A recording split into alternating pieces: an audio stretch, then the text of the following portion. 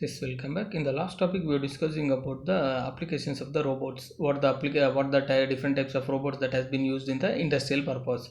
So next, we're going to discuss about the different types of robots which are being used in the industries and how it going to be works about that particular robot. So now we're going to discuss about the robot anatomy and related attributes.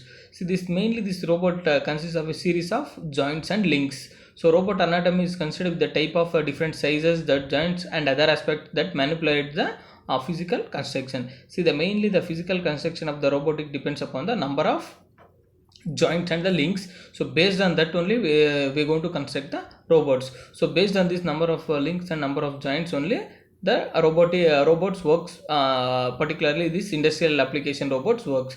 Now next we're going to discuss about in depth about the different types of robotics and the working principle of that particular robots. So now we can able to see this is one of the sample, just an example. What we consider one is where the base is located, means that is rigidly fixed, and you can able to see the base, and where you can able to see the joint one, where first from the base to joint 1 which has been connected to the link 0, and from the joint 1 to the joint 2, so which is connecting, that we require one more link to join the joints. See, to join two different joints we need a link that is connecting between the joint 1 to joint 2. Similarly, we can able to connect to the different number of joints with a number of links, where you can able to see at the end of the arm. So this is mainly, for example, if you consider this, so it is just a pick and place robot, where mainly it is used to pick the components or parts from one place to the other place. So this is how you're going to construct the robotics with the help of the joints and links. So next you can able to see these are the different types of motions that which going to be takes place with the inside the robotics. So first you can able to see to the left, where the joint motion means where it can able to move in the both the vertical and horizontal direction, where you can able to see the input link and you can able to see the output link. So where next in the below that you can able to see the joint motion, where it takes place below the input link.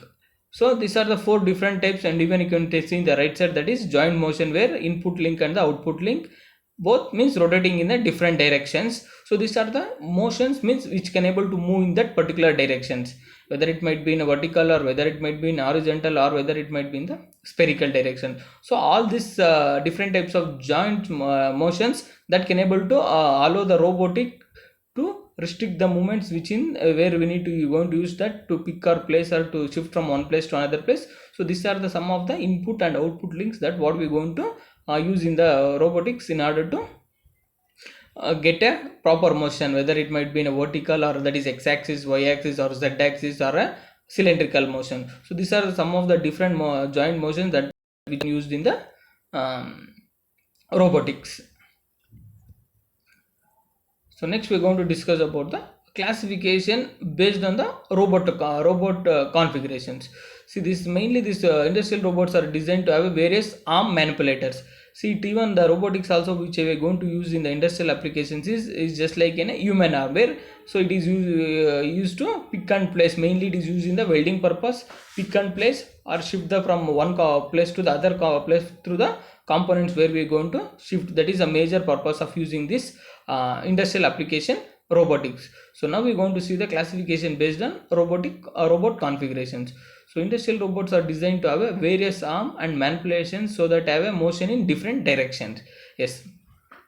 So the mainly what we're going to see is about the motion which is having in the different directions. So what is that the different directions is where the motion can able to take place through the x direction, and where the motion can able to take place through the y direction, and even the motion can able to take place with the z direction, that is x-axis, y-axis and z-axis. So these are the possible directions where the robotic arm can able to move to for a various applications. As we discussed, it is like a human arm, but for the application what we are going to use for any different types of robotic configurations has been used for any different applications. So first we're going to see that what are the possible types of arm movements that a robot is designed with the defined configurations. Now a robotic can have any one of the following configurations. So these are some of the different types of robotic configurations. First one we're going to discuss is about a Cartesian configuration, cylindrical configuration, polar configuration, jointed arm configuration, and SCARA, that is selective compliance assembly robot arm. So these are the some of the different types of robotic configurations. So now we'll discuss with the one by one. So first we're going to discuss about the Cartesian configuration. So the Cartesian configuration is robot is also called as an arm movement of robot is designed to move in a parallel, that is x, y and z axis of where we are going to fix with the coordinates. So a robotic designed with this type of config capable of moving the arm at one point linearly with rectangular workspace. Since the arm movement is linear, this robot is we call it as a rectilinear robot. So now we will see with along with the diagram.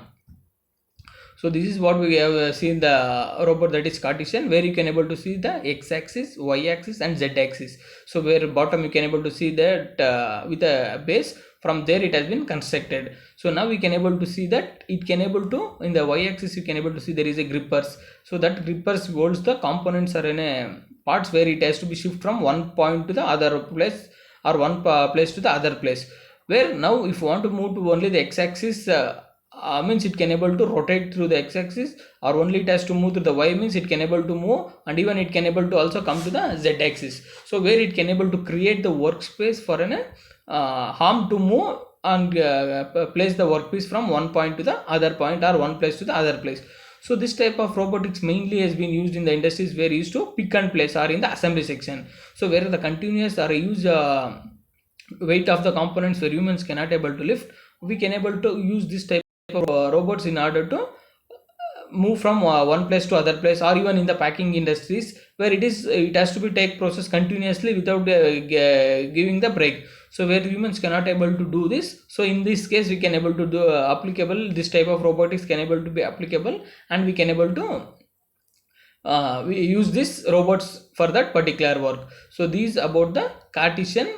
This is the one of the type of robotics where it is used in the industrial application.